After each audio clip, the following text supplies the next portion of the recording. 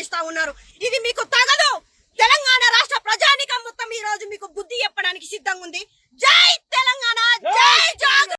తెలంగాణ రాష్ట్రంలో ఈ రోజు అసమర్థ పాలన మొదలైందని ఈ రోజు మనం ప్రత్యక్షంగా చూడొచ్చు.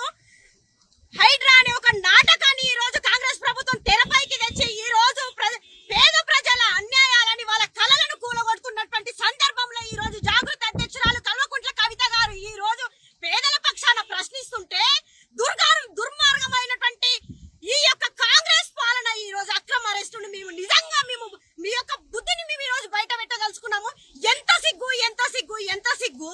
6 హామీలను ఈ రోజు ప్రజల్లోకి తీసుకెళ్లి ప్రజలను మభ్యపెట్టి దొంగ ఓట్లతో ఈ రోజు మీరు గెలిచి న్యాయాన్ని ప్రశ్నిస్తున్నటువంటి ఈ రోజు తెలంగాణ ఆడబిడ్డ మహిళ గౌరవానికి బతుకమ్మకు ప్రతీక అయినటువంటి కల్వకుంట్ల కవిత గారిని ఈ రోజు మీరు అక్రమ అరెస్టు చేసి ఈ రోజు మీరు ఏం సాధిద్దామనుకుంటున్నారు రేవంత్ రెడ్డి గారు?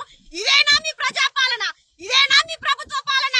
తెలంగాణ ప్రజలంటే ఆడబిడ్డలను మీరు ఇంటి సొంత బిడ్డలాగా చూసుకోవాల్సింది పోయి ఈ రోజు మీరు అక్రమ అరెస్టులు చేస్తా ఉన్నారు. ఇది మీకు తగదు. తెలంగాణ రాష్ట్ర ప్రజానికం మొత్తం ఈ రోజు మీకు బుద్ధి చెప్పడానికి సిద్ధంగా ఉంది.